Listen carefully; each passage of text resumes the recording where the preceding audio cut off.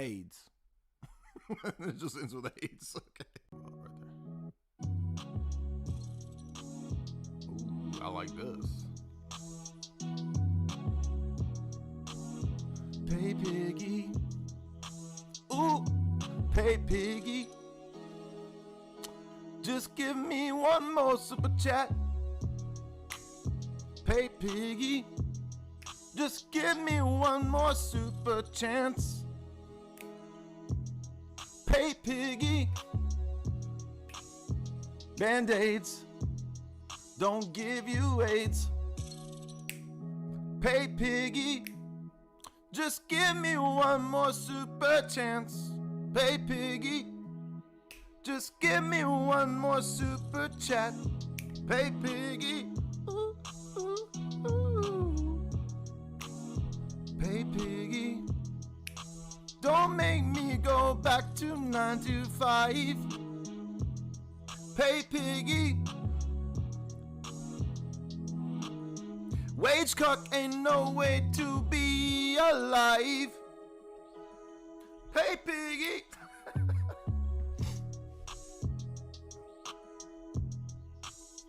Pay Piggy. Don't make me go back to that 9 to 5. Pay Piggy. I want to feel like I am so alive. Pay Piggy. Pay Piggy. Pay Piggy. Don't make me go back to my 9 to 5.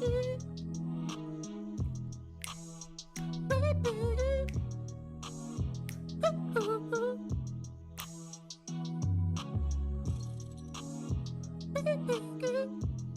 I like that. Actually, that's okay. I'm kind of liking that. AIDS. It just ends with AIDS. Okay. Right there. Ooh, I like this. Pay Piggy. Ooh, Pay Piggy. Just give me one more super chat. Pay Piggy. Just give me one more super chance. Pay Piggy. Band-Aids don't give you AIDS. Pay Piggy. Just give me one more super chance. Pay Piggy. Just give me one more super chat. Pay Piggy.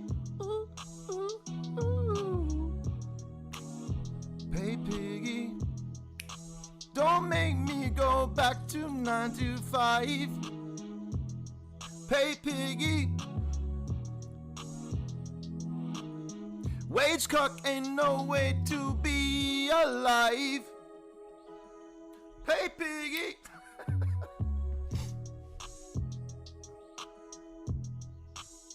Pay Piggy.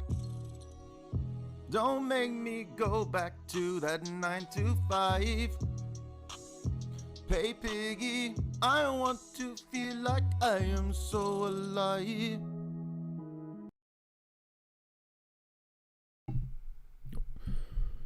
Well, hey man. Hey man. You wanna go into NAM, man? I was stationed out there with the 45th Air Battalion. We were out there on a WAP mission. Just a straight WAP. And I had about 25 OPPs on me straight out of the CCP. Had about 14 SSPXs coming directly at me. And it's where I got this metal plate. Sets off car alarms and microwaves anytime I go near. And that's because I got a little piece of the action out there, man. So yeah, I seen it firsthand. Today we're going to talk about the Phoenix program, and I couldn't resist dressing up like Nam. What is the aesthetic of Nam? Well, I said, do I have a bandana? Do I have a ambiguous green coat? Do I have a holy tattered rag white t-shirt? Do I have a bunch of sweat? Check, check, check, check. Check mark on all of those. So I am sweaty Nam man. Coming out of the 45th Cosby Battalion, man. We were out there. I was in the same battalion as Bill. And, you know, we airdropped out right on top of Team AWOPs. I'm tempted to say all of the slurs I'm not allowed to say, so I can't be full boomer Nam man. By the way, I'm not knocking boomers and Nam. I just couldn't resist dressing up like this. But this jacket is... Well, this jacket here is coated on the inside with the Scalps 25 VCI. It's quite furry in there. And it keeps me warm at night from the cold, dark trauma of my past. Anyway, but we are legit going to get into some of that right now. I'm not knocking the boomers, right? Everybody, we all love Born on the 4th of July. Tom Coom, motorized Tom Coom rolling around in that little 4-wheel drive chair that he's got. Remember that? Tom Coom? Watching his adventures as he goes below the border to sleep with some Mexicanas. And then he gets rolled down a hill with no legs. It's almost like that Mac and Me scene when that little boy's rolling down the hill when he's chasing Mac and Me, right? Tom Coom doing the same move, right?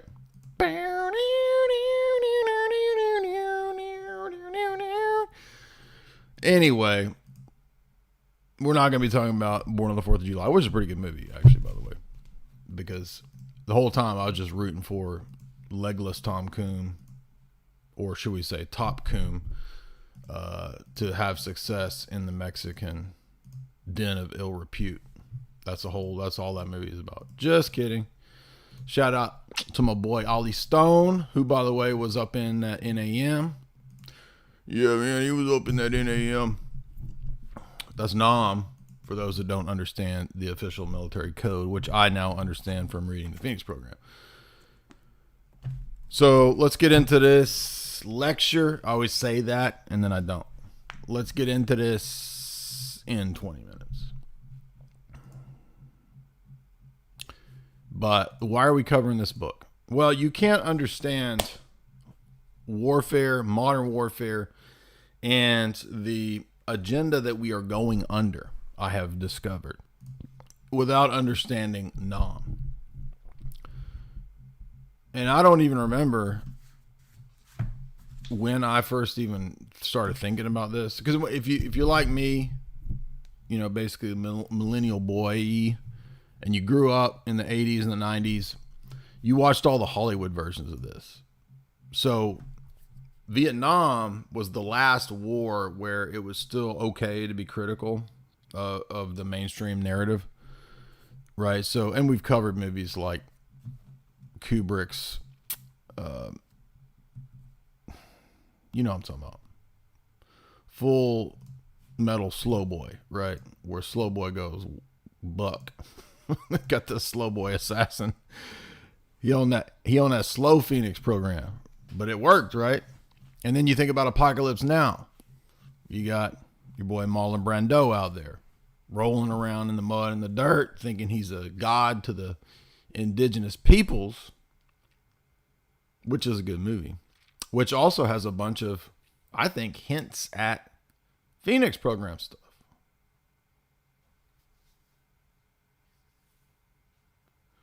Jay's site takes PayPal and credit card.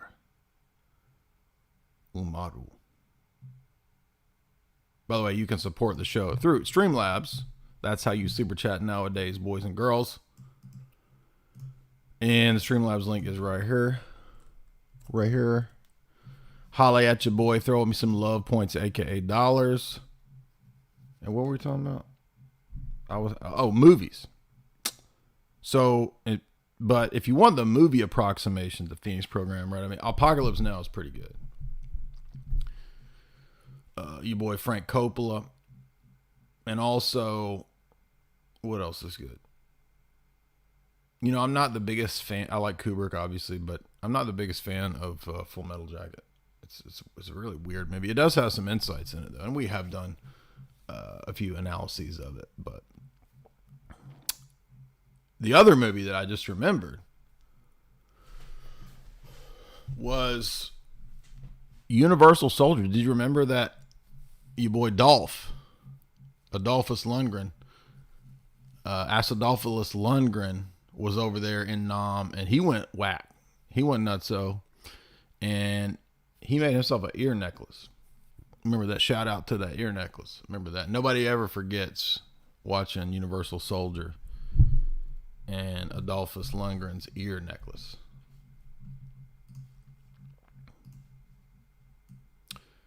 And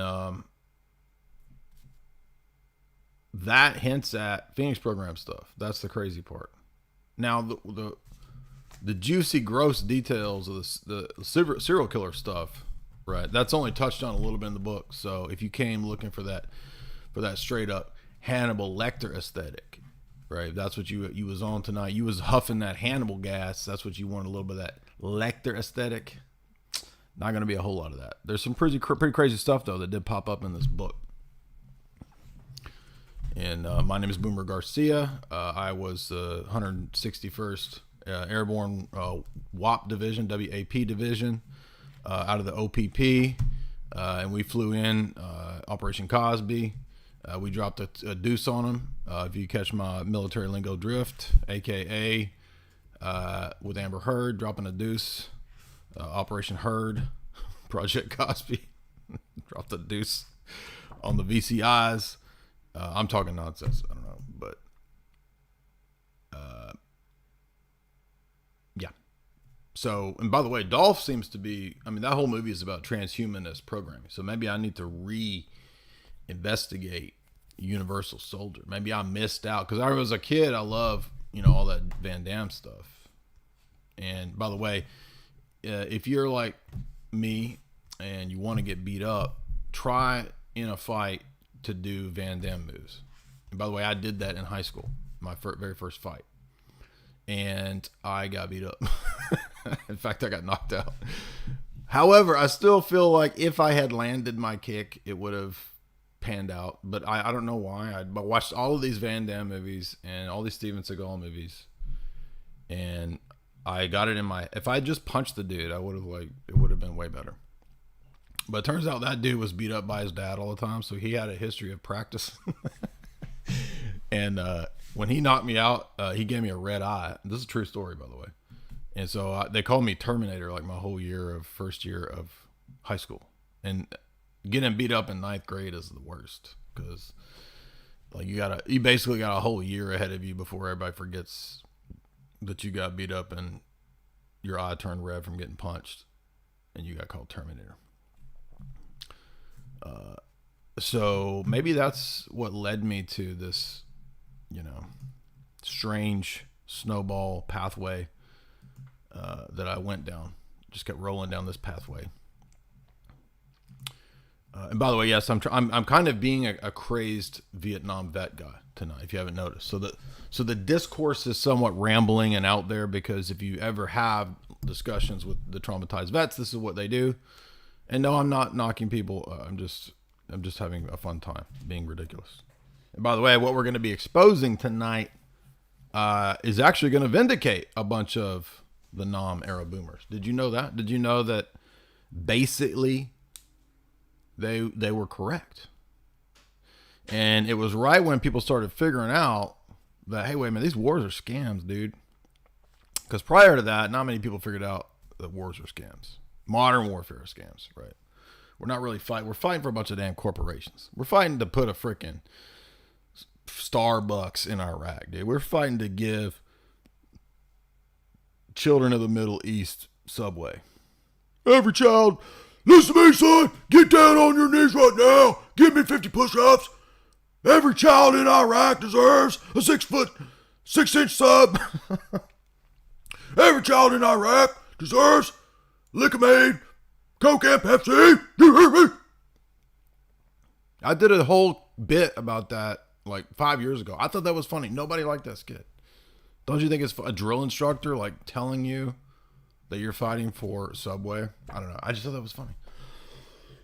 Alas, none of my bits can go main. I can't get them to go mainstream. I'm gonna try later, by the way. We'll try one a little bit later. I'm gonna try another funny video. I got one locked and loaded, boy. We're gonna see. By the way, I was in Nashville this weekend, and apparently I went to this bar restaurant, not to drink, but to eat. And apparently I missed Theo Von by like a minute, dude. Isn't that crazy? Or something like that. I was like, damn, son. Could have told that dude that. I could have interrupted his dinner, told him to have me on his show. But apparently everybody sees him out in Nashville all the time, so maybe I'll stalk him a little more and find him. Just kidding, just joking. But so back to ear necklaces, right? By the way, how long until we see Kardashians walking around with freaking ear necklaces? It should be like, oh my gosh, ear necklaces are so 2020, right? Can you see, I mean, because they drenched themselves in blood, right? You can see the Kardashians trying to bring Adolphus Lundgren ear necklaces into vogue. I mean, why not? I mean, we have every other like crazy thing going on. Let's just have freaking ear necklaces, dude. Give me a freaking pee-pee necklace. Give me a freaking testicles ring. Give me a freaking what's another weird body part? Give me a underarm carved yarmulke, right? Let's just go all the way with body part fashion. Why not? Yet another way, perhaps, we are living in the Phoenix program today. Now, you're going to be surprised, though, to find out what the Phoenix program is really about, because I did read this crazy-ass book here. And this is not actually, it's not the book that I thought it was going to be. But that's okay, because, I mean, I'm happy to find out what this war was really about. And a couple other books I'll mention, too, that are addendums to this, if you really do want to go down this route. A wartime analyst dude that you've heard me interview a few times, he recommended the Gibson book, Technowar. I read a little bit of that, but I have a hard time keeping my attention focused on these super intricate military books. And also, when I was doing a live stream the other day, I forgot, I was wrong. Valentine was not intelligence, or at least I was mistaken. I think he was talking about his dad being in World War II in some capacity as doing something. And I was thinking he was military intelligence, so I think I got that mixed up. But no, according to his story, he is just like a guy who had a falling out with his dad, who was in the military over war. And then later on, through researching the real purposes and meaning of Vietnam, he kind of reconciled with his dad over like an anti-war, pro-war status, right? Because the great generation, they were all like, oh, I gotta die for your country, son. And then the boomer era people, this is like the one thing we got to give some boomer people credit for, was they did kind of start questioning the wars with Vietnam, right? I think the anti-war movement in Vietnam got co-opted and turned into this whole stupid thing, the Laurel Canyon scene, the Tim Leary stuff, right? So it goes off, right, in the wrong direction. But what was I talking about? But yeah, man, ever since the trauma, I can't keep on focus, man. I don't know, man. The books. Shadow Masters by Estlin, really good analysis of the black markets. And he does go into Laos and the Golden Triangle, which is relevant to tonight because that's a region hub for opium trafficking, as Afghanistan will be. And the drug angle of it with the McCloy book is really good. And then Eslin's book on that's good. And also my big, thick, massive text that I read on that was Crossing the Rubicon. I read that back in the 2000s. Remember that? That actually opened my eyes up to the whole drug element of this. So Vietnam has multiple purposes and functions. And of course, my publisher, if you've listened to any of his interviews, because his dad was in the OSS, Chris usually breaks down Vietnam as a multifaceted, ultimately a psyop that clearly, had a big drug angle to it, which Valentine breaks down as well in his other book, CIA's Organized Crime, which is a good addendum to this book, because Vietnam is the CIA's war, because the U.S. couldn't figure out why like 70% of the Vietnamese people were aiding, supporting, and really going along with the VCI, Viet Cong, right? So the military ended up saying, we don't know why they're doing this. Then the CIA steps in to say, all right, well, we'll run this thing, and we'll come up with this program to run this shit. We'll run it. We'll run it like, run it. Chris Brown style, right? Run it.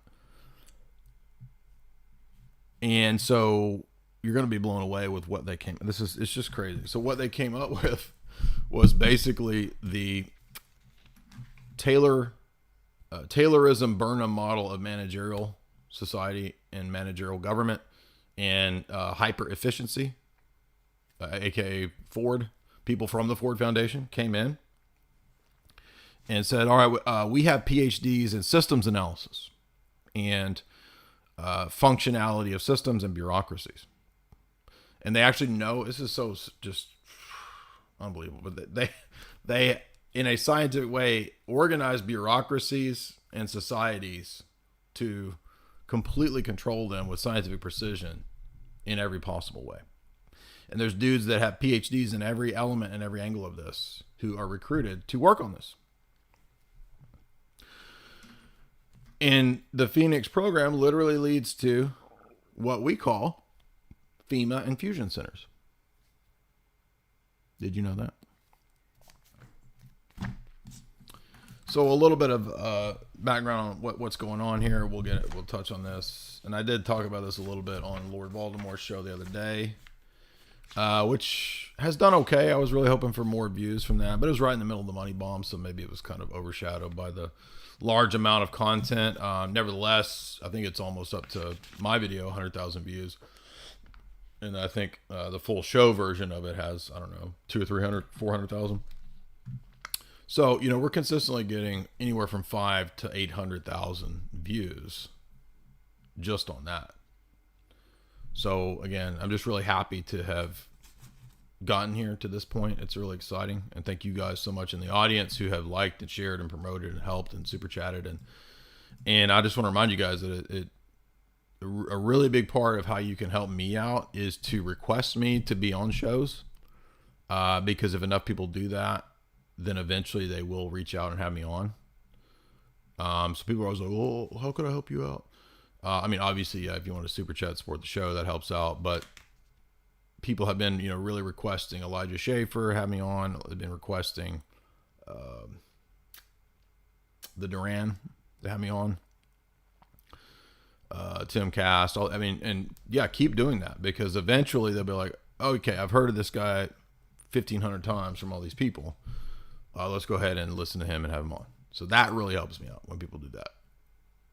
And to like and share. Because look, we don't get any help from Mr. Algorithm. He ain't our friend no more. We broke up. And it wasn't me. He cheated on me.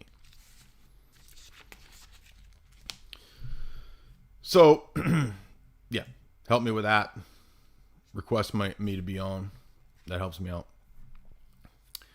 So let's look at the Phoenix program and what is the significance of this in Vietnam. Why does this matter? And how is this an insight into the purpose of the Vietnam War? Now, if you remember, when we did the Annie Jacobsen's book, I lectured from that whole 500, 600 page history of DARPA. And we saw that was, according to her, the first rolling out of a techno-war. And although I've not read all of Gibson's book, that's kind of his thesis too, that Vietnam is a techno-war. Vietnam. Vietnam. Techno-war, get it?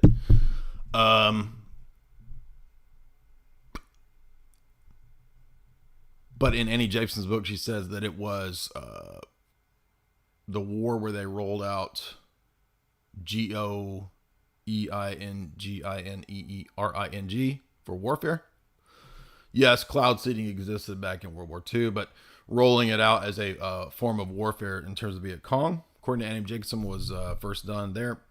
Agent Orange is a form of that as well, because you're dumping it from the sky. So it's, even though it's biowarfare, it's also a aerial sprayed engineering kind of thing.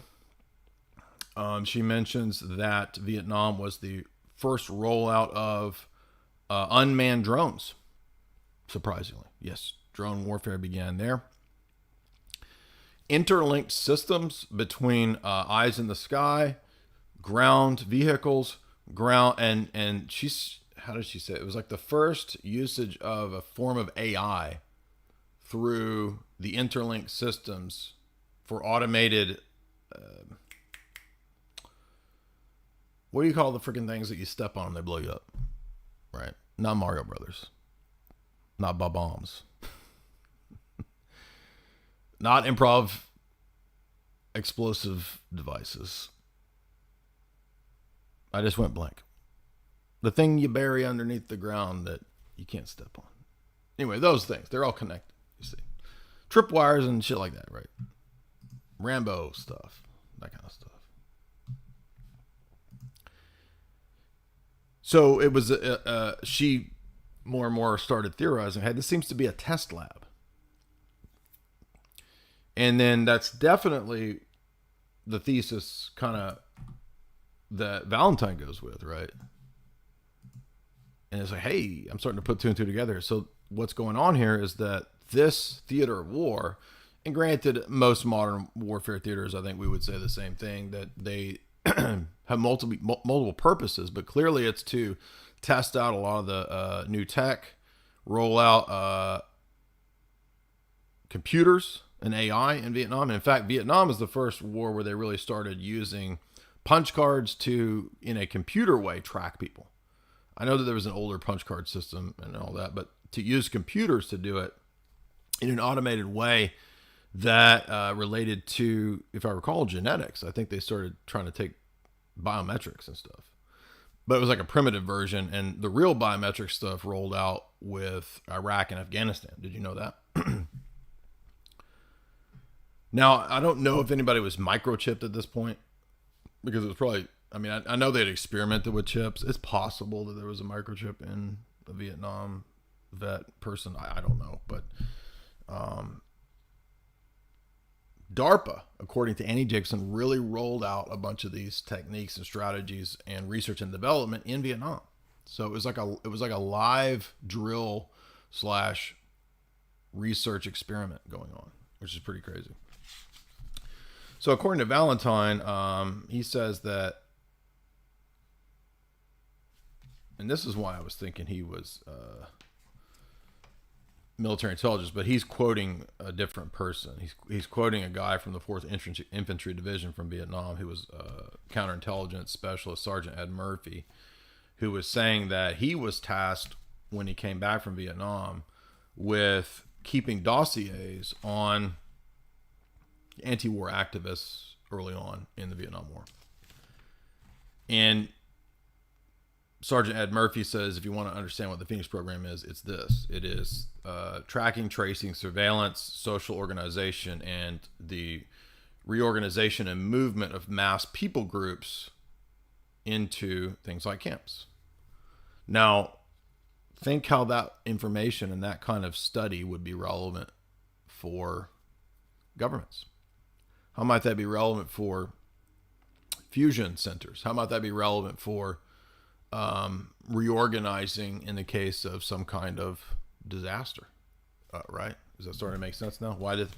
And imagine a giant lab where you run all these tests to experiment and get that technology. That's what's going on here. That's the element of this war that nobody ever talks about, except for a few people. Because all the normies and other people, they think this is, well, you got to fight the commies.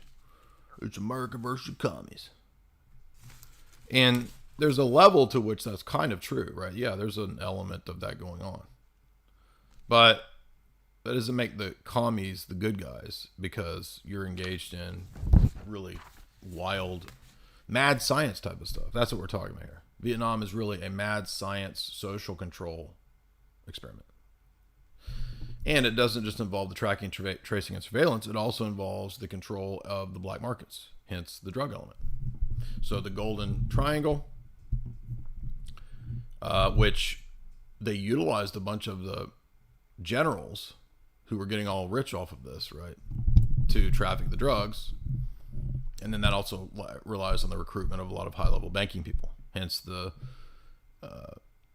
recent disclosures of those giant banks, Wachovia, Wells Fargo, right, like 10 years ago, laundering $300 billion of drug money. Yeah, duh. That's how this whole thing works. That's how the economy actually works.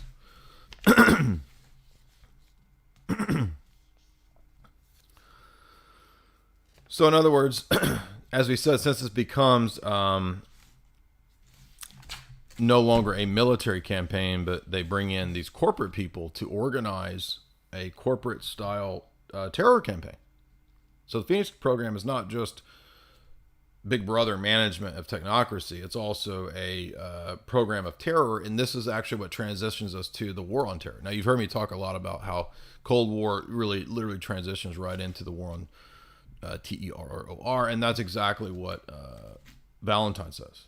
And it did that because the Phoenix program was a program out terrorizing the Viet Cong, you see.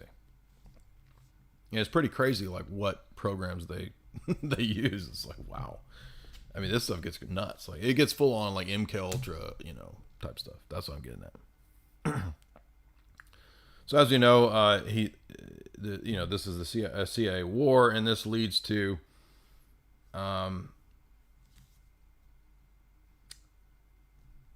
a deep interconnection with the drug trade out of that region, which is parallel to the exact same model of Afghanistan with the opium, you see. And that's why it requires a very small kind of brotherhood of people, and hence the recruitment out of Yale, out of Skull and Bones, you see. That way, this is kind of kept on the lowdown. But who doesn't know this now, right? I mean, doesn't everybody know that the government runs drugs? I mean, isn't that kind of obvious nowadays? I mean, Geraldo went over there and interviewed the troops standing there guarding the opium fields. Remember this?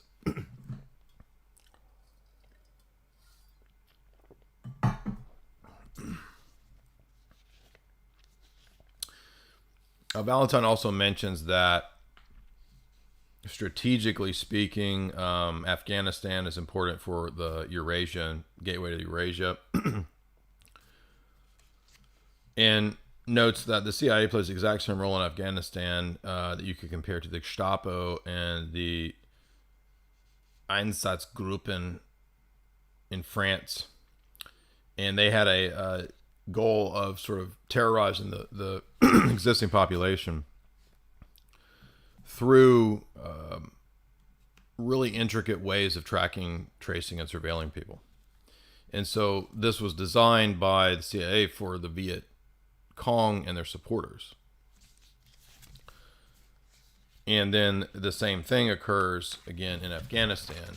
And it's also because, remember, as we saw in either the Alex Abea book or the Jacobsen book, that Rand Corporation was studying counterinsurgency, asymmetrical warfare, and guerrilla warfare.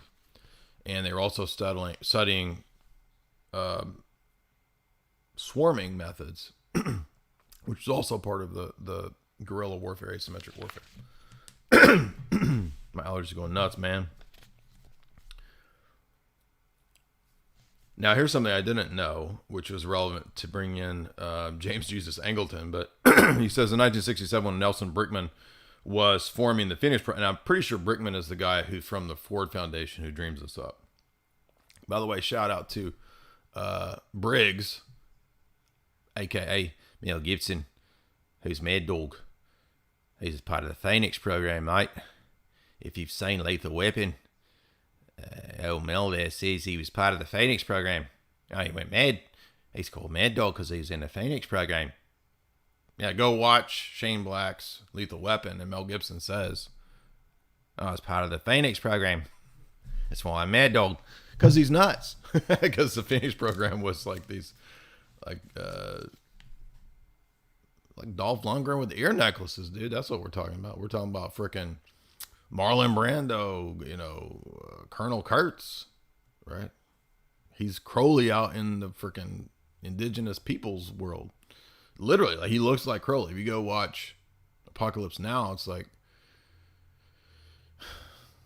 he's like, I'm gonna make myself a cross between Crowley and a god. I mean, that's what he convinces the indigenous peoples he is.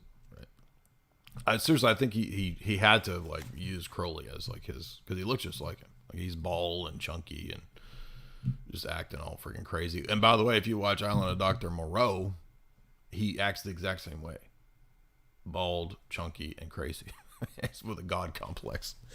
It was maybe Marlon Brando was really like that. I don't know. I don't know much about Marlon Brando, but I mean, I've seen Marlon Brando movies obviously over the years, but it do seems pretty wild. I mean, it do seems pretty crazy. So who's actually the crazy person, right? Is it Martin Sheen tripping acid supposedly in the scene at the beginning, or is it Marlon Brando as Colonel Kurtz? I mean, I kind of feel like Apocalypse Now is intending to express in a artistic film way everything that I'm talking about. I mean, it seems like Colonel Kurtz is a Phoenix Program dude, right? Who like his programming went haywire, like Dolph and the ear necklace. Anyway, so Nelson Brickman is the guy from Ford Foundation who says, was forming the Phoenix Program to neutralize the leaders of the insurgency in South Vietnam. At the same time, James Jesus Angleton and the CIA counterintelligence staff were creating Project Chaos, which is a program at Langley, Virginia, to spy on all of the members of the anti-war movement. In turn, as many of them as possible, they wanted to recruit to be double agents, and that's a key point there. Chaos was the code name for the Special Operations Group within Angleton's counterintelligence staff. The CIA's current counterterrorism center was established in 1986, a direct descendant of the Chaos program. Notice that. In 1967, the White House political cadres in the Justice Department coordinated the Chaos program at the same time as the FBI was running the COINTEL program. Did not know that. Isn't that interesting? So FBI is doing COINTEL and the CIA is doing Chaos. In 1970, Chaos started entering information on radicals using IBM cards. And this is out of the Vietnam stuff, you see. This is because of what they did in Phoenix. Using and compiling this data and putting it into a computer database codenamed Hydra. Literally like Robert Redford in Winter Soldier, right? Hail Hydra. 1972, the Chaos Squad was working with Nixon's plumbers.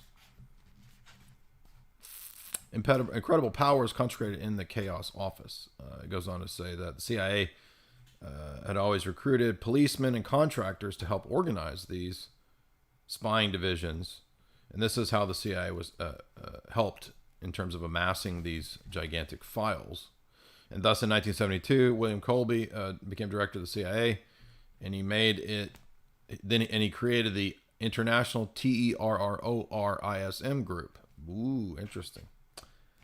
There you go.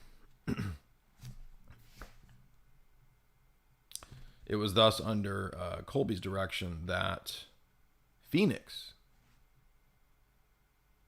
was established as a NOM program. So let's see, this is an important section here in notes.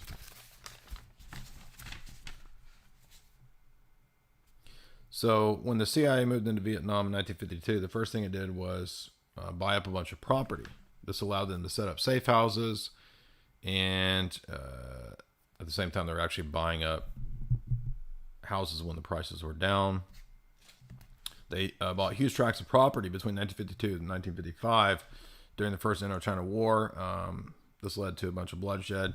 The next thing that the CIA did was seize control of the secret services. They do this through using high-tech gadgetry, co-opting, bribing, and buying off the foreign secret service people. So Vietnam, you see, was a laboratory. That was step one, was to buy the houses and land. Step two was to buy off that country's secret service. Then he says, thus Vietnam became a laboratory for military weaponry and psychological warfare experimentation. Vietnam is a laboratory for military weapon technology and psychological warfare experimentation.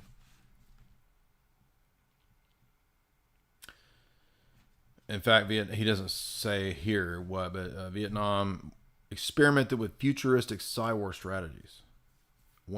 Some of those included the pacifying of mass populations.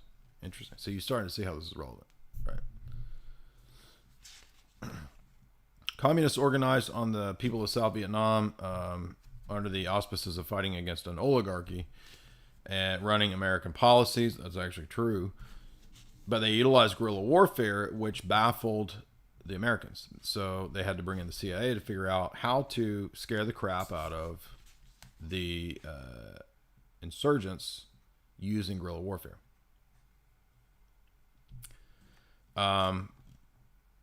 The military, for example, doesn't just go into a village and kill all the civilians. However, the CIA didn't have a problem with organizing hit squads and teams to do this. So this is where you're starting to see with this. This is where you get the idea of the crazy vet. Because the crazy vets, dude, and again, I haven't proven or found a direct link between MK Ultra and this, but it's got to be there. I feel like I don't even need to prove it. It's just because it's all the same people, right? Running MK Ultra, doing all that stuff. And, the Thomas Narrett program of recruiting serial killers. I mean, it's all around the same time, the 70s. It's got to be a connection there. Thus, the job of killing civilians for the Viet Cong, the Vietnamese people supporting the Viet Cong, was then given to the CIA. The CIA then came up with hit squads and hired killers to go into the villages and do these assassination projects. Now, I'm not trying to be what's the word I'm looking for? Callous, macabre, uncaring. I mean, on the one hand, it's not really surprising that this would go on. I mean, it is warfare. It's wartime. So I'm not surprised that they would do this, right? However, where it gets crazy, according to Douglas Valentine, is that the techniques that they came up with included cannibalism, nailing playing cards to the third eye, because the third eye was seen as to these Buddhists as a very important symbol. So they would remove the organs, they would train the SEALs and the Dolph Lundgrens to eat the organs. Now, I mean, this is starting to sound like some freaking Dahmer stuff. Again, this is what leads Dave McGowan to the thesis that maybe some of these serial killers who were in Vietnam were in the Phoenix program, because we have an admission of training serial killers to go eat people, eat their organs and their brains and hearts. And what do you know? People come back from Vietnam, and you boy Jeff Dahmer's over there chomping down on your sister's spleen. Right? I mean, it's just an interesting coincidence.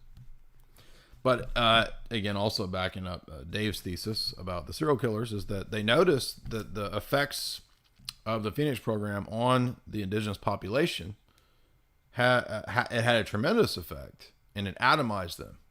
One reason it atomized them was because they were superstitious, and the CIA had cooked up this idea to utilize the indigenous religious traditions and superstitions.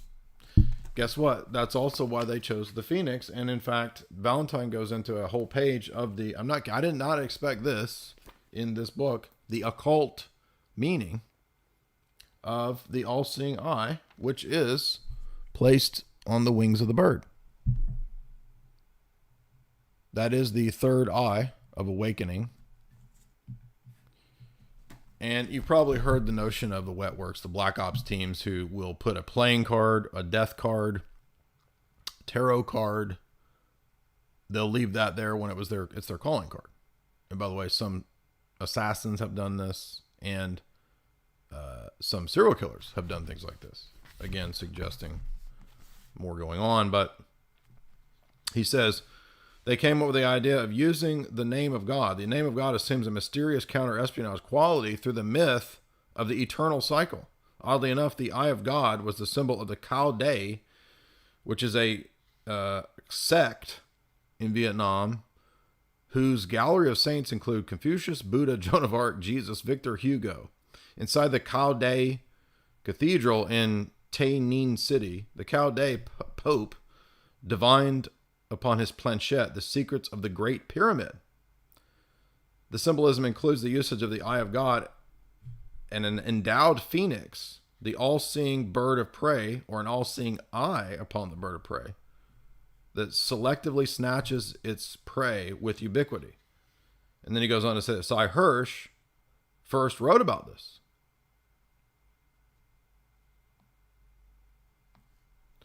And Valentine says that Big Brother was watching and enjoying this program very much.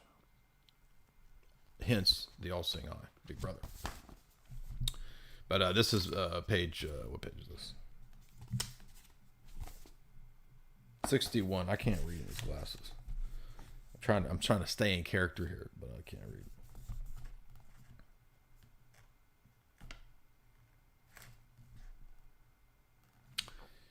I want to, so here, so this is what he says. I couldn't believe this, but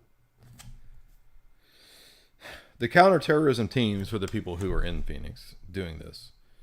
He says, we're made up of Navy SEAL comrades who knew the secrets of this War campaign and practiced this meant exploiting the local superstitions, myths, and religious beliefs. Did you hear that? The CIA intentionally exploiting the local superstitions, myths, and religious beliefs of the Vietnamese.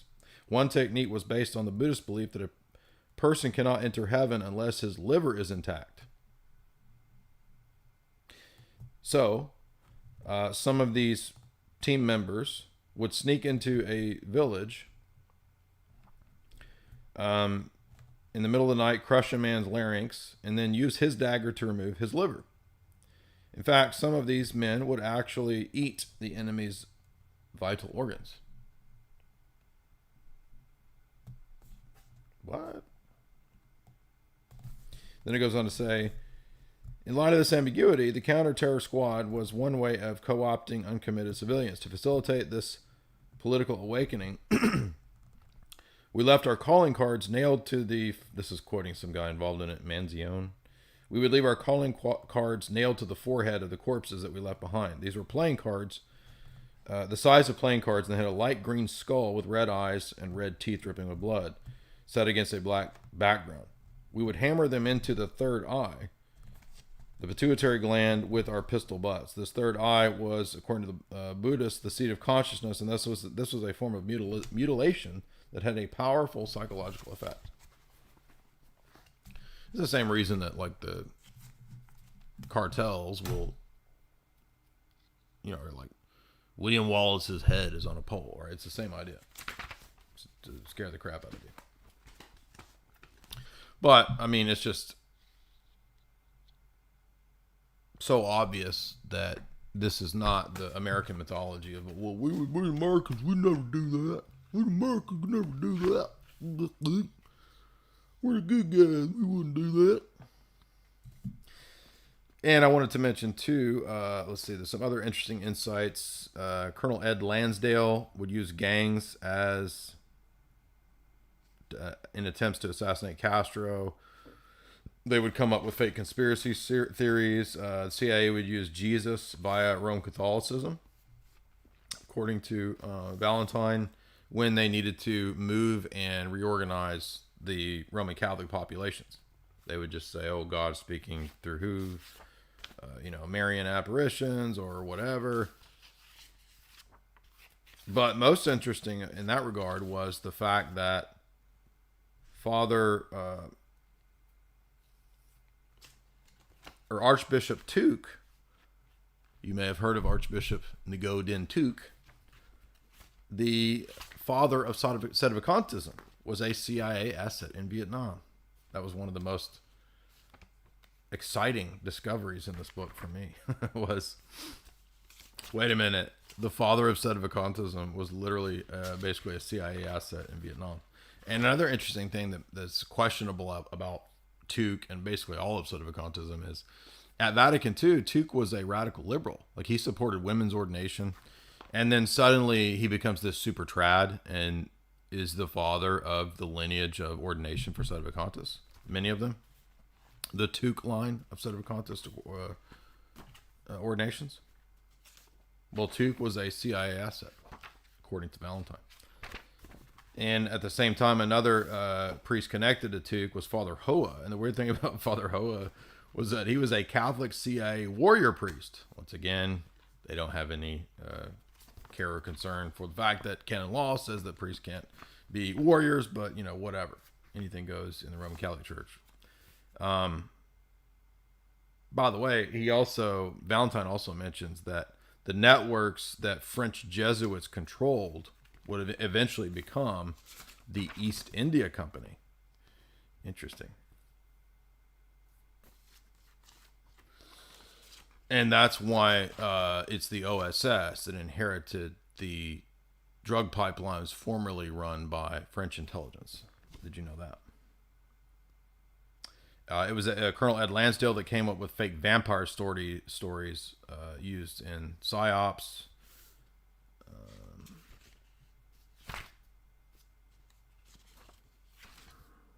CIA had different cutouts. One of them was called Freedom Company. Like, come on.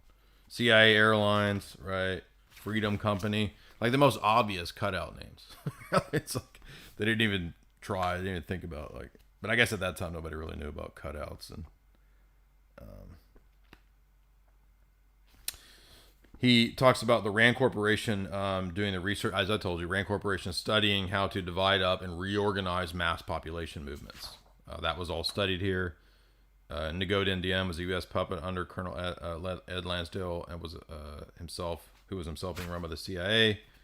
And then enter the Dulles brothers. So that was the early phase of Vietnam. Then it enters the Dulles brothers. And here's something that surprised me. By 1954, the war was being run through Michigan State University. Isn't that crazy? The National Security Council had a university group called the Michigan State University Group that called MSU, offered to provide the government in Vietnam with consultation, assistance, public information, public administration. But they basically became these consultants for how to run the war. So people talk about fascism. Fascism, bro. I mean, you want to see what fascism is? It's bringing in dudes from the Ford Foundation, the Michigan State University, to organize and run and revamp this whole society through a war. CIA would rig and control the elections there. Civic Action was originally the cover. That was all the Green Beret cover. CIA used anthropologists as cover for a lot of the Vietnam Black Ops stuff early on. And this was, again, being run out of Michigan State University. So the CIA was using Michigan State University as the cover for running these aid programs in Vietnam. Again, illustrating the university system is all big, controlled, totally fake CIA thing. And then he gets into Tuke and Hoa, Phoenix, targets, insurgents. Yeah, we know that.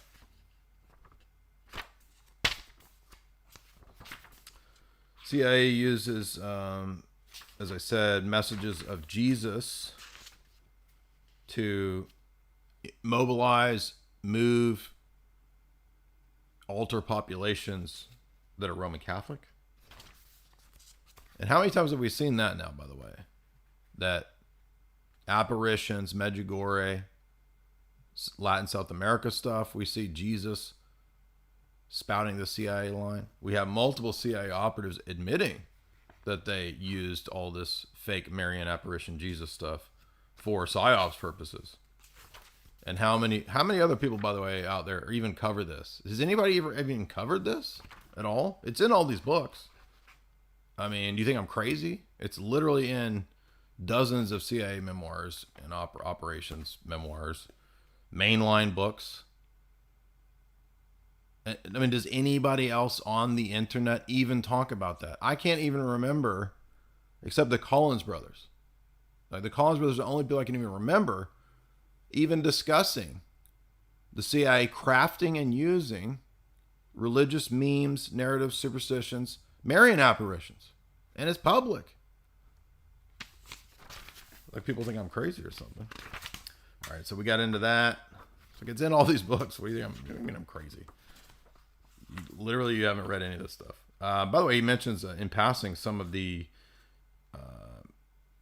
personality. He mentions the personality assessment system, which was being utilized, and that is a CIA thing. It was John Gittinger that came up with the personality assessment system for the CIA. So, did you know when you're talking about like INTJF or whatever all those fake and gray acronyms are? Do you know that was actually designed? That's part of MK Ultra. So the next time that your friend, oh, I'm an INTFJ, so I'm like really like talking like this all the time, and I like to interact with people, but only through the internet and blah blah blah blah. and be like, did you know that you're part of MK Ultra? What? I'm just saying you can mess with them. That's all I'm saying. So you're a mind control zombie, bro. Vietnam is a giant testing ground for research and development. CIA projects. Then we switch to the time period of LBJ. And what do you know? USAID is a giant CIA front. Whoa, shocker. Whoa. USAID is a CIA. What? No way, dude. Duh. How long have we been here saying that? The key takeaway from these early chapters, first third of the book, the Phoenix program that is emerging out of this is a synthesis of police and paramilitary programs. So if you want to figure out how do we get to, there's a book that came out several years ago, The Warrior Cop. How do we get to the era where the police are not, friendly officer O'Malley from the neighborhood to frickin' death squad, shock trooper, SWAT team? How do we get to that? It's through this. And that's how the Phoenix program is the synthesis of paramilitary special operations and police. So there's a police element that I didn't understand. That was a huge part of this. Co-opting the police, buying off the indigenous police, infiltrating the police. What do you know? Who's done that before? I wonder what entity in the American intelligence establishment has infiltrated the police. I wonder which one. So Nelson Brickman is this source, the CIA Phoenix planner, a big old school Cold Warrior. And he's brought in for his Taylorism Burnham Managerial Society analysis of applying systems analysis, bureaucracy management to the war. By the way, in passing, he mentions that Burnham was an expert in false flag recruitment, which is a real thing. Remember, we covered this in our Alias episode. Go watch the Alias episode where we're talking about Sydney being false flag recruited by SD6. I mean, it literally sounds like exactly what this chapter is about. And he accurately says, you want to understand what intelligence work is? Intelligence work is socially acceptable criminal work. That's what it is. He goes into recruiting the terroris at times. Intelligence is everything and wins and loses the war, according to the CIA planners. And so basically they had a carte blanche license to go nuts. This is where we get what was originally a police program, according to William Colby, to organize the police in Vietnam. I'm trying to remember. So there's a section on why they chose the Phoenix. And it has to do with the indigenous views of Phong Hong. They really overuse in their consonants over there. Right. Phong Hong, whatever that is. Mythological Vietnamese bird of conjugal love. But he also holds a flute, which represents virtue, grace, and peace. And I was trying to think, why would they choose a bird that represents virtue, grace, and peace for like cannibalism, crazy squad, terror? And then it goes on to say, before long, however, this bird was transformed into the phoenix and was used to represent the bird. Because the bird perpetually rises from his own ashes, it was used to represent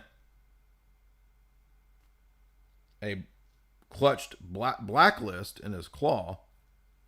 In this manifestation, Phoenix becomes an omnipotent predatory bird that snatches its prey and creates discord rather than harmony. So they took the bird, which is really supposed to represent peace and love and virtue. You can't see it, but he has like one of the versions of him has like a clutched blacklist of the people that are going to be assassinated and tracked and traced and harassed and messed with. So let's see. Let's move on here. And we'll have more in part 2, right? Now, the chapter on PSYOPs was really good because in the PSYOPs chapter, he says that a big part of this was using religion to ensure obedience. That's why they co-opted a lot of the religious symbols, including the eye of God, the bird. They did the classical PSYOP stuff of using the eye of God technique. They would broadcast into areas targeted at specific VCI members. So they would have TV shows and broadcasts that specifically mentioned specific people that they wanted to target and freak them out. And so the Phoenix Blacklist would include all this. Black helicopters would swoop down and terrorize the village. All forms of PSY-war would be used, such as leaflets. Everybody knows about the leaflet drops. That's like the most classic, well-known PSYOP thing. Like you drop the leaflets in the village of like, your soldiers, we have your soldiers. And you tell the women that it's time to move on because all your soldiers have already found new women. This kind of stuff. There was one of those was done in World War II where they were telling all the soldiers that the German soldiers, hey, you better go back home, boys, because all your women are sleeping with the guys that didn't go to war. Which apparently, supposedly this worked. It was a pretty good PSYOP technique of like the cuck leaflet. By the way, while you're over here fighting, you're getting cucked, by the way. So all of these tricks, right? Tricksy tricks being used in PSYOP. But he says that these things didn't really work because they were dropping all these leaflets and most of these people couldn't read. So leaflets are not going to do that great when the population is illiterate. But it is interesting at the back of the book. He includes a bunch of the CIA concocted comic books. So they got wise to this and they started dropping comics. So it's like literally like chick tracts, right? And it's all intended to kind of like satirize, parody the Viet Cong leadership. It's just funny that they were using like chick tract level stuff. And you can go read, like, the book includes all these CIA comic books at the back. But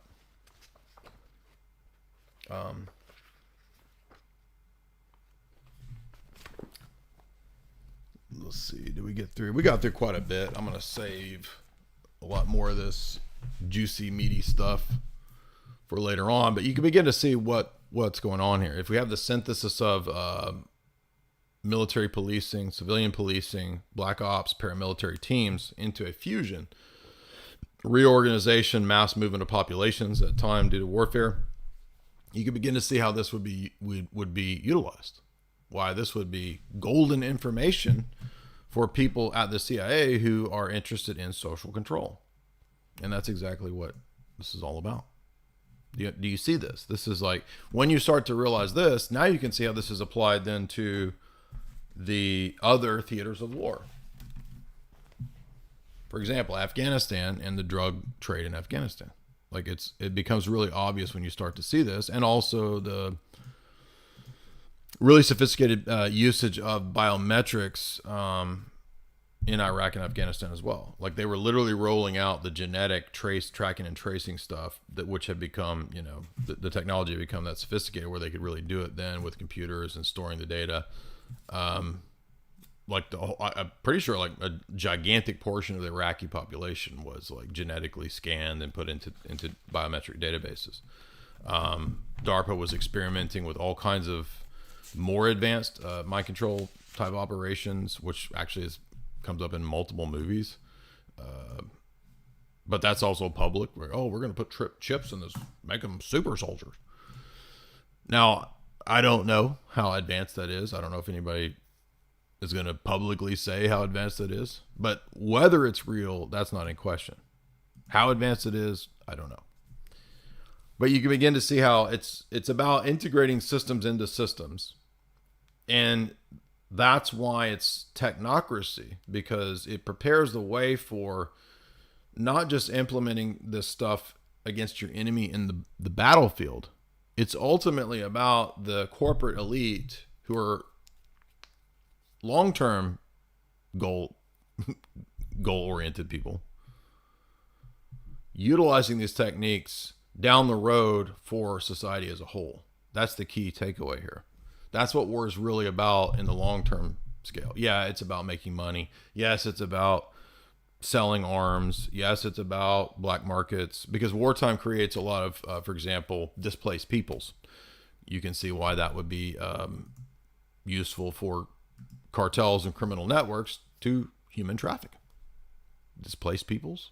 Exactly.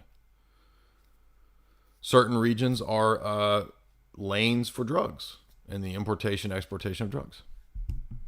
And warfare is a big part of that because, for example, funding of black operations, as an example, it's sometimes difficult to do that in the public.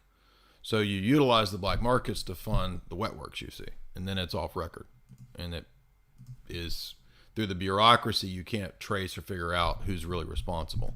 And that's actually part of the organizational genius of all of this, is figuring out how to organize the bureaucracies from a systems analysis approach such that no one ever gets in trouble or caught. So if you wonder why nobody ever gets drained in the swamp, it's because it's organized such that it can't be done. How do they come up with that? Because it goes back to Taylorism, Henry Ford, James Burnham, technocratic managerial society. That's why in the middle chapter of Tragic Hope, Quigley says, this is the future. All of society is going to be organized like this. It's going to be computer run.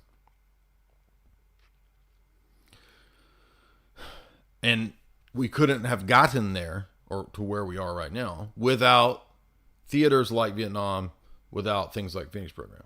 So Phoenix Program is really about, as we said, the synthesis between paramilitary and police and setting up things like fusion centers. It's not really, there's a mind control, social control element of that. But again, there could be other, the book is not about the serial killers in Vietnam, okay? Although that would be a good book, right? I want to know about that. All this organizational, like bureaucracy stuff is boring as shit, dude. It's just super. I can't imagine anybody like getting their PhD in that. They have a PhD in bureaucracy. That's literally what it is, right? So in part 2, we'll get into how this ties in with a lot of the more black market criminal network stuff. We will get into how it ties into Hollywood. We will get into the social control element of it. We'll get into some of the counterintelligence type espionage stuff that I didn't get into in the first half. How this ties further into like the Golden Triangle, Laos. Looking at my notes here. Yeah, you get the idea. So if you want to support, we're almost 400 tonight. I'm glad everybody's here checking this out. I know it's not the most exciting stuff because, like, especially people younger, like Vietnam War. What is that about? I don't know anything about that. It doesn't seem to have any direct. This is why it matters. This is why. And you understand this, the same people consulting and explaining the long-term goals, like Miles Copeland's CIA memoirs, Game of Nations. Guys, who does he say to read at the back? He says, go read Bertrand Russell if you want to understand the long-term goal. What does Bertrand Russell say? All the stuff I'm telling you. So there's a continuity of plan going back to Rhodes, Milner, Rothschild as the real money and power behind it. They're connected to the networks of Morgan, Chase, Rockefeller in the U.S. They have an allied agenda, the same plans. It's the same agenda that we're seeing right now with Davos, Klaus, etc. So you can clearly see, going back over 100 years, a unified agenda, and you can see the same people within the theaters of war in these different wars extracting out of this big mess the data and the information to help systematize and make more efficient the technocracy that they want to bring in. And that's not the main conclusion of Annie Jacobsen's book on the history of DARPA, but that's basically what her her Vietnam section says. Vietnam was a giant R&D test lab for DARPA and the rollout of a bunch of things like burgeoning AI in warfare. So this is why modern warfare isn't really at all. I mean, there is similarities to ancient warfare, right? But nobody in ancient or medieval warfare would at all be this sophisticated or scientific in the way they approach. I mean, they're approaching it scientifically. This is just wild. Does nobody find this interesting? I mean, it's just not. I mean, it's systematized. They know how to run the black markets and the public markets through like Megaspurg AI computer level machinery. This is just nuts. This what in the world? This is what's running the world in our system. And it's even structured in such a crazy way that nobody ever gets in trouble because it's a scientific managerial bureaucracy that intentionally like has a force field around it that you can't ever drain the swamp. This is so crazy. Just the way it's when you finally I mean, I was reading all this goofy conspiracy stuff, right? You guys know back when I was 18, 19, right? I started reading about the UN and the communists and the Masons and all this stuff, right? And then the more that you read in this kind of stuff, the more sophisticated you get about it, the more when you're really reading these technical manuals and like this kind of stuff, and you realize, wow, so the whole world is run on gigantic cons and scams, and it's like a giant corporation. Like the whole world is a giant, stupid, bureaucratic corporation run by complete psychos. And you're like, how does this even function? Because the people running this are completely insane. So I'm constantly amazed that this thing even works, given how crazy the people running it are. I mean, training cannibals, and getting him to eat organs? What? Who could even come up with that? That's just nuts. By the way, where are my super chatters at? Everybody's stingy tonight. Stingy.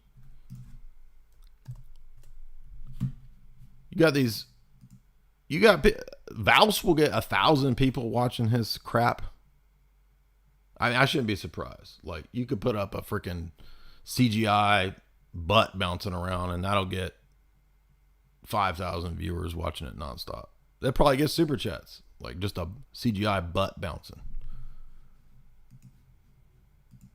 Anyway, if you do want to support me, please like and share. Please utilize that beautiful super chat function there to send me your super chats. And in part 2, I'm going to go even deeper.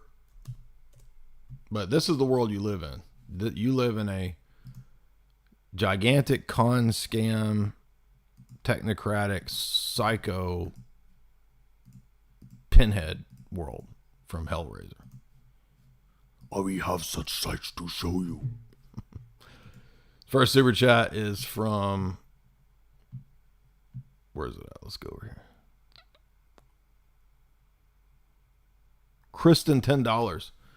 Your audience would love a deep dive about Johnny Depp, aka I'm about to make a video. I'm really tempted to do it. I'm going to rename Johnny Depp's movies based on the poop story. That's going to be fun, right? And I'm going to do that here in a little bit. That video. The John Dump versus Amber Turd defecation lawsuit. Get it? You should look into Brian Hugh Warner and their projects together. Years of ritual abuse allegations, women and men, Hollywood vampires. Jamie seems like she'd research this. Okay, I don't know who Brian Hugh Warner is, but that does sound interesting. I will look into that. Thank you for that, Kristen. Rachel Wilson says, have you seen Mystery Science Theater episode Mac and Me? Riff Tracks, Mac and Me. Yes, I have. It's a classic. I've never come so close to dying from laughing.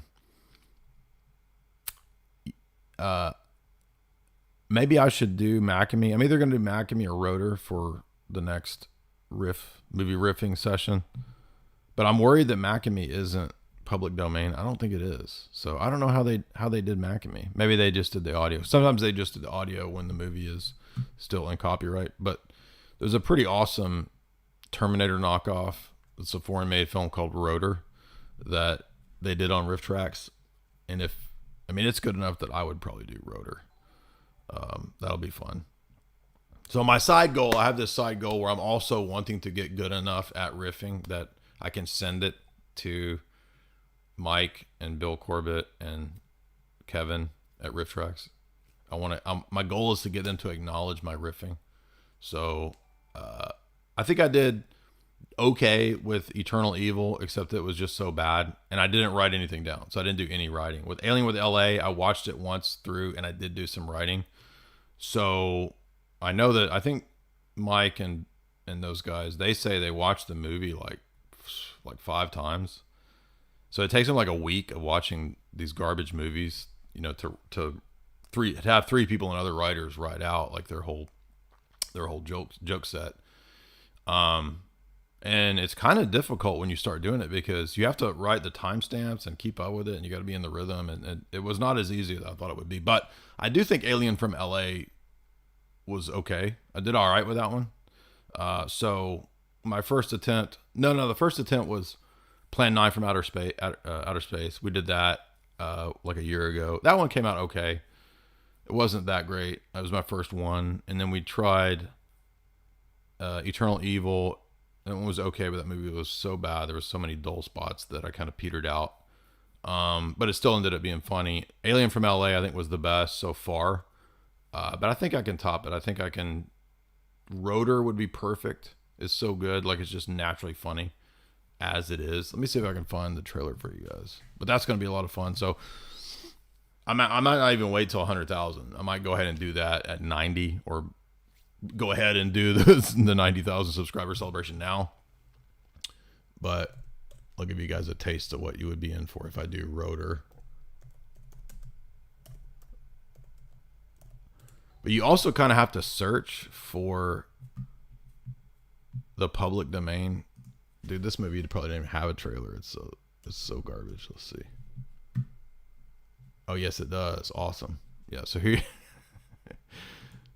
This is a foreign-made, horrible knockoff of the Terminator, but it's awesome. Like, you could watch this. It's almost like The Room, that it's entertaining enough on its own. You could watch it. So there's the Rotor trailer.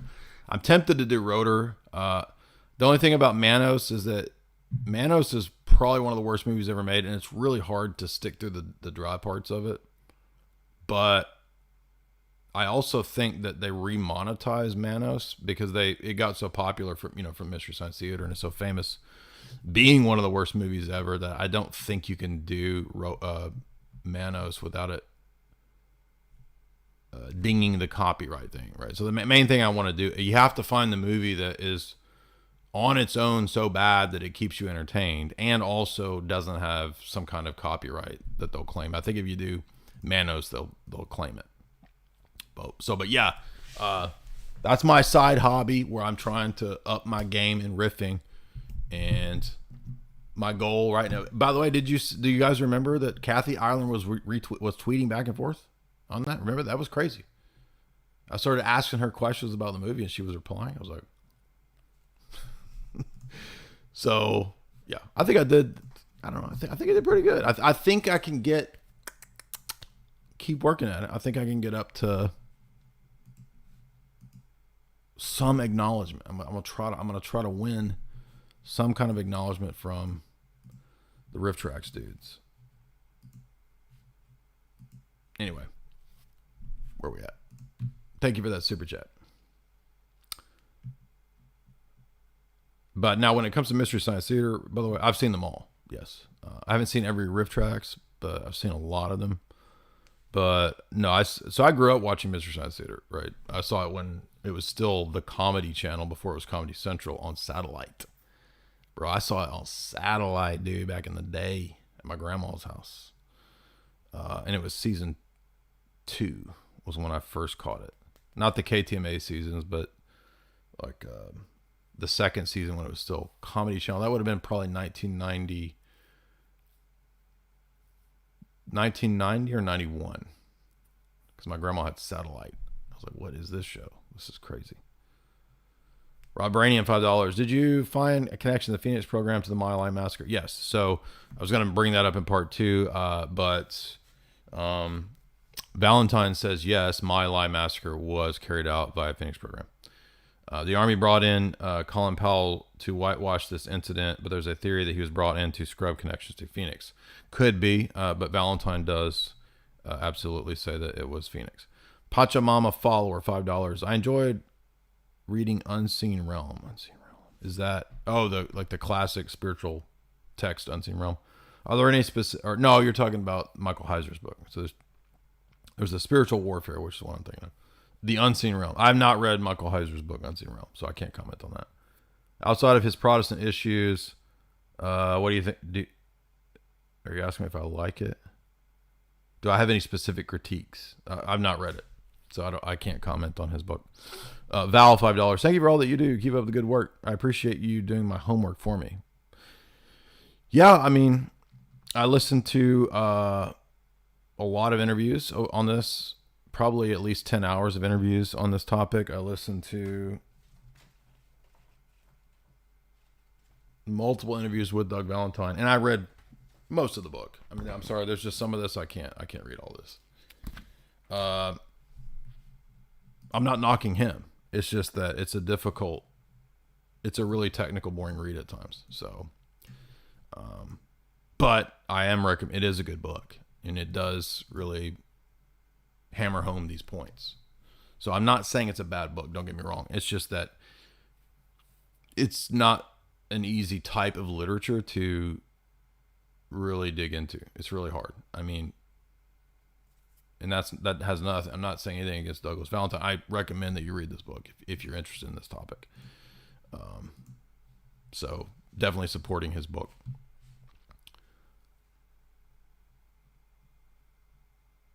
Thartillery, $100. Whoa, dude.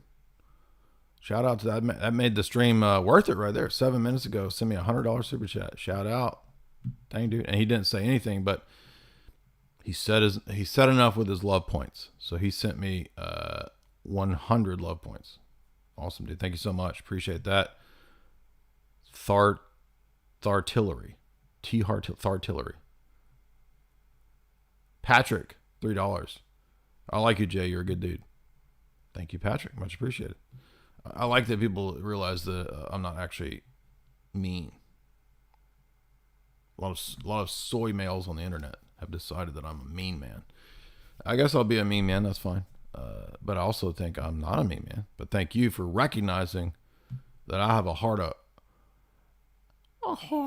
gold. Been searching for a heart of gold. I'm just a little old Neil Young man at heart, bro. I'm just that freaking Harvest Moon paper bag brown album. You know what I'm saying? The Harvest Moon up in here. Been searching for a heart of gold. Been searching for the golden circle. Been searching for a golden corral. Neil Young looks like he's lived his whole life eating that freaking golden corral. What happened to that dude? That is Neil Young, right? I always get these dudes all mixed up. All that boomer era rock. I don't know anything about Neil Diamond. For some reason, because it's just called Neil. I get Neil Young and Neil Diamond mixed up. But I did have that brown Harvest Moon album that everybody had, right? In the 90s or whatever. Been searching for a heart of gold. That's all I remember. I had that CD. And all I remember is that. That's it. Been searching for a golden corral. I don't know why I'm saying golden corral, but thank you so much again for that. Another fat super chat from Hot Cheeto Lady. We hadn't seen Katy Perry around in a while. Katy Perry. I'm assuming that Hot Cheeto Lady can only be the one and only Katy Perry. So she does deign every now and then to drop in and drop them fat super chats from her gigantic Illuminate confirmed New World Order stash that she has of fiat currency. But I also saw that she was invested in a crypto the other day, which is interesting. So Patrick, $3. Or no, I'm sorry, we already read that. David, $5. Did they learn these tactics from the NATSEES? I think that every theater of war and every intelligence group has an element of research and development that contributes to this overall knowledge. So yes. And in fact, Valentine says that there was, well, for example, Galen and Otto Skorzeny trained a whole bunch of different countries' intelligence people and assassins and squads. So, I mean, that happened with the Dulleses too, right?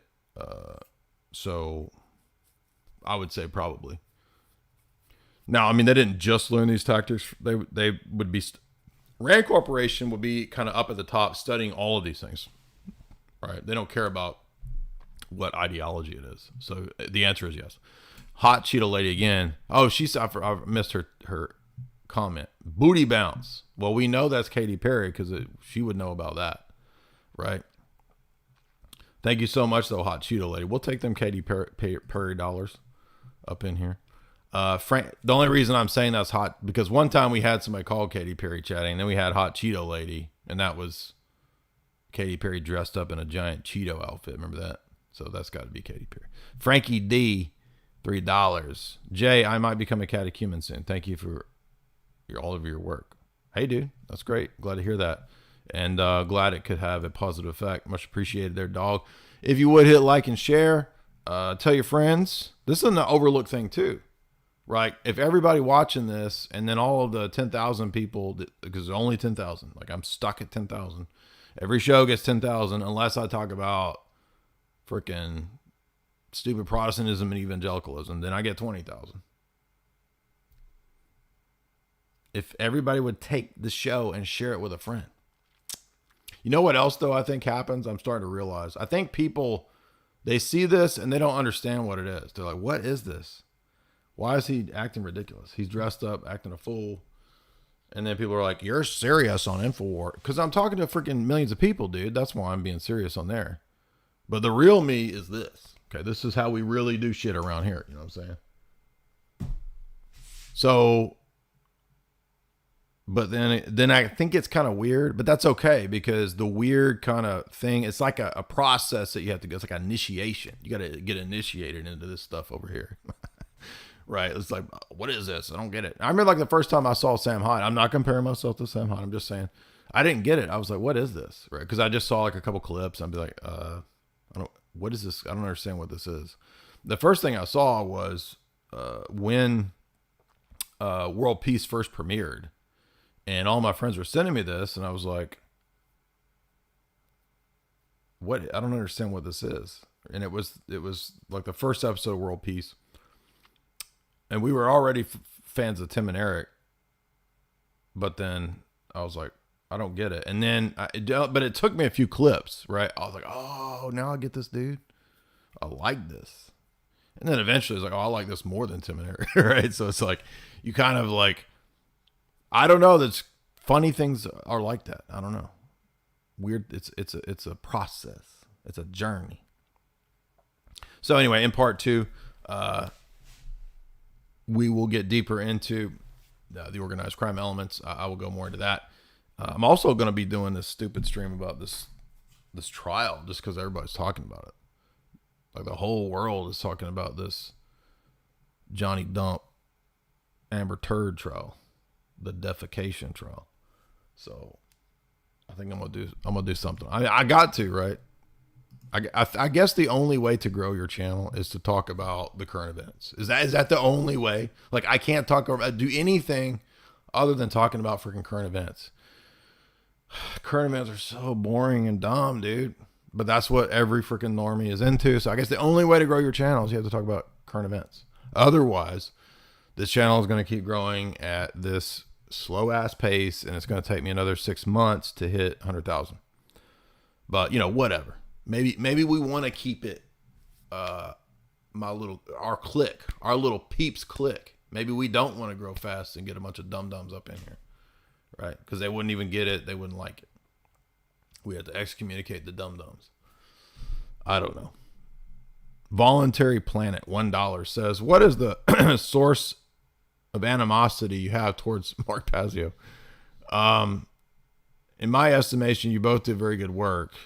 And you do valuable work exposing the dark occultists. Number one, first of all, I impersonate people all the time. So if I impersonate somebody, it doesn't mean I hate them. There's this weird thing that has come about through social justice woke stuff. I'm not saying you're a social justice worker. I'm saying the social justice woke climate has created this weird atmosphere where, and it's also just with people younger. Like they think if you make a joke or impersonate somebody, you hate them. It's weird. It's like everything is hate. That's hate. That's hate. So it's just produced this ridiculously oversensitive atmosphere where everything is some potential version of hate, which is ridiculous. It's crazy. But everybody's going crazy. So I guess it makes sense. So actually it's not ridiculous. It's actually perfectly sensible because everybody's going nuts. So now when it comes to Mark Pazio, I don't have any personal problem with Mark Pazio, like in terms of I've never talked to Mark Pazio. I've never interacted with him. But because I impersonate people, people think, oh, he hates him. He hates him. I don't hate him. I don't have any like negative feelings towards him as a person. I think that a lot of the things that he believes are ridiculous. That's it. So I think veganism and libertarianism are, number one, I think veganism is crazy and ridiculous. Number two, I think that libertarianism is insightful in ways and it gets part of the picture, but it also misses a lot. And I have many critiques of libertarianism that you could go watch that. critiques of non-aggression principle and so forth. So it has nothing to do with like personally hating Mark Pazio, or it's nothing like that at all. In fact, I mean, in terms of online personalities, I can't think of any of them that I actually quote hate. I mean, you're not supposed to hate anybody. You know what I mean? Like, I'm sure if I thought about it, I could think of a couple trolls and annoying people. But like, I mean, I don't hate Lofton. I don't even hate. Who's like the worst internet person I'm trying to think of?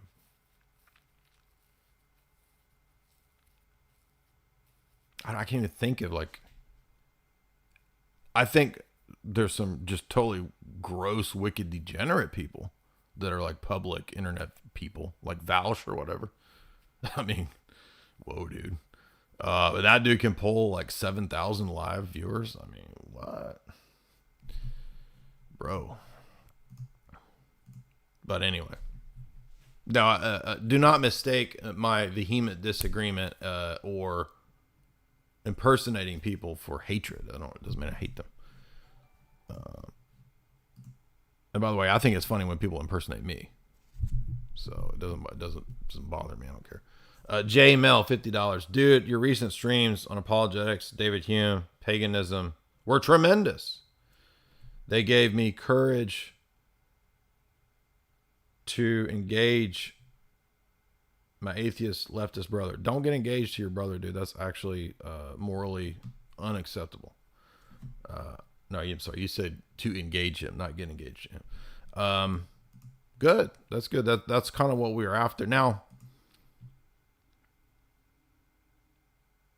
that's what we want, right? We want to see the information arming people and it being used in the right way. So thank you so much, JML. That's exactly what those kinds of live streams are there for. But you know what, guys, I'm really having a lot of fun covering literature and update. So I'm past halfway through Hideous Strength. Turns out that book is a little bit longer than I thought, and there's a lot more in there than I thought. So that's why it's taking me a little bit longer, and that's why also I wanted to get this CIA Vietnam thing out of the way.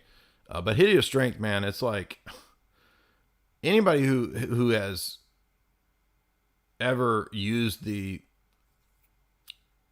stupid sort of you're a conspiracy theorist. I'm like, have you read C.S. Lewis? Because everybody in the world loves C.S. Lewis for the most part, right?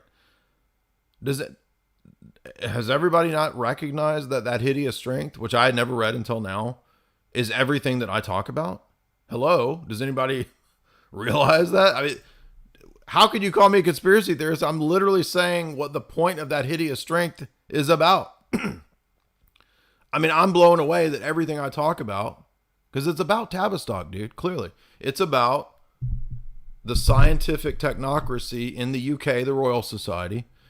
I mean, it goes so detailed that it even mentions the fact they're going to kill everybody, depop, all that's there. And then it even says, like, there's a whole chapter, I think it's 7, about how they control the left and the right as a fake dialectic. C.S. Lewis put that in Hideous Strength. Dude, C.S. Lewis was saying Alex Bones stuff 60 years ago, 50 years, whatever it is, 70 years ago, whenever that came out, 40s, 50s. J Mel, $5. Who are you interviewing next? I don't know that we have any interviews planned.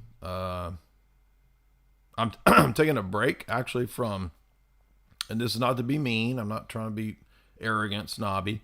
I want to put out more of my own content. So I'm at the moment, aside from Sam Tripoli, we'll be doing an interview there, and aside from Lord Voldemort, I'm going to take in a break from other people's podcasts, and that's not being rude or, I mean, I've basically 99% of the time for the last 7 years never turned down a podcast.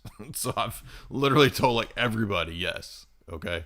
And sometimes that led to me to being on the dumbest freaking things ever, which I never wish I'd gone on. So I'm taking a break. I'm not doing anybody else's podcast for a while. Right. Unless they're like mega big. I mean, if the Duran, if Elijah Schaefer, yeah, sure. Right. If they're big audiences, absolutely. But I'm just, otherwise I got to take a break. I need more time to craft and put out my content. And I want to devote more time to, as we said, doing more lit, doing more funny videos, because I really have fun with that. That's what I enjoy to do. And yeah, so basically, by the way, did you see Mike Tyson's like reading Kant? Immanuel Kant. Immanuel Kant. That kind of blew me away, but hey, that's great. I'm glad to see people getting into philosophy. That's cool. And he had Lord Voldemort on, so that's going to be wild. If I don't even think it's out yet, is it? Yeah, tell me to have. So keep asking Timcast to have me on. I know he knows who I am. I think. I mean, he's been on Alex like, I don't know, 5 times.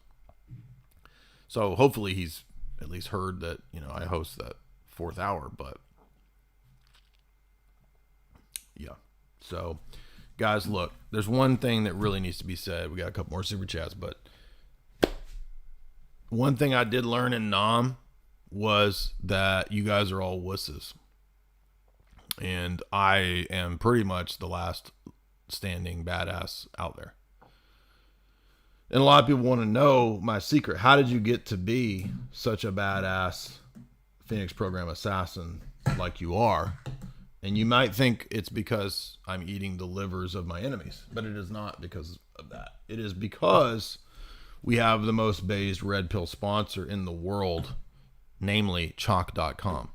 That's CHOQ.com. The link is in the show description. And if you go over to Chalk.com right now and you get this Tomcat Ali, the Tomcat 100, which is 100% rainforest sourced. They sent me in the 161st Airborne Cosby Division down in Operation Little Wayne to recover out of the hands of the Viet Cong in Latin and South America the most premier sourced adaptogens that you can get. And I did that in a solo mission together with Rambo. Basically, the movie Rambo is about me. And we did that through, also Commando, if you've seen Commando. And we did that through the power of Chalk. So if you want the power of Chalk to stop being a sissy wussy, then you want to head on over to Chalk.com right now. And you have to use this promo code, right? A lot of my vets, my military boys out there, we know our acronyms. We know our OPPs. We know our CCPs. We know our WAPs, right? You want to get over there to that CHOQ and put in that code JAY50. JAY50. That will give you 50% off. You can't beat that. And you will rise like a glorious bird from the ashes of you will rise like a new toxic masculine bird from the soy ashes which held you back for so many years because you didn't have access to Chalk.com. But now you do. And they don't just have badassery in a pill form for men. They also have it for women. And Jamie has been taking that Irish Moss, and she alternates it back and forth each day. And she can report firsthand that it is helping her. She is getting the nutrients that she lacks. And also, every day now she's getting lit in a organic way by drinking lit powder from Chalk. This is a new product. You can get that over there. I've tasted it. It tastes like chocolate milk. It's great. It's great. It is. I guarantee you. Test it and see if I'm wrong. It's a superfood. It includes all kinds of nutrients that can be added to your daily routine. Maybe you drink a nice little smoothie in the morning. Maybe you don't. Maybe it's time to start. I don't know. I don't know how you do it. But however you do it, you need to integrate the Chalk into your psyche. Right? No, need to integrate the dark side. That's what I'm talking about. And you will be a phoenix rising from the soy ashes. All right. Thank you, guys. Part 2 of this will be up very quickly because I already have all this information here in front of me, ready to go. So it's not going to take a long time like Hideous Strength is, but I promise you I am working through it. And I also want to talk about all this this poopery going on with Johnny Dump because the whole internet is talking about this, and every video that gets made about this gets like 500,000, a million views within like an hour. So I want in on that clickbait action, bro. Of course. I can't grow this channel any other way other than you guys liking and sharing. And hey, whispering to your friends to watch this thing. Come watch this show. All right. Thank you guys so much. A lot of fun tonight. I was playing my crazy Vietnam rambling stream of consciousness character. So if you're upset because I didn't stay focused, it's called method acting, right? By the way, Unbearable Weight of Massive Talent is a great movie. I loved it. It was awesome. It was fun. Everything about it was fun. It was like, imagine if Nick Cage read my book and watched all my streams and made a movie. Imagine if Jay Dyer made a Nicolas Cage movie. What would I come up with for that? Is what this is. I'm not joking. That's what this is. And if you guys have seen it, you'll know what I'm talking about. Because it's literally like a bunch of shit from Esoteric Hollywood comes up in this movie. Now, he doesn't name my book, obviously. But, I mean, you guys, you know we have devoted many shows, many impressions to our boy Nick. And we do like Nicolas Cage. It is not an ironic hatred. No, I love Nicolas Cage. I think he's great. So I would adjure you, yes, definitely go. If you're looking for a fun, smart, meta comedic adventure movie, you got to go see Unbearable Weight of Massive Talent. And I am going to do a breakdown. Looking forward to that. It's going to be fun. I don't know how we're going to do that. I don't know if it'll put it in with other movies, or hey, maybe the 90K will be Unbearable Weight of Massive Talent and more Nick Cage, because the timing is perfect. I mean, we just had like a huge Nick Cage hit come out. So, hey, I'm happy with that. I think that's great. I want Nicolas Cage to do well and flourish. So I'm glad to see that it got such good reviews. And it is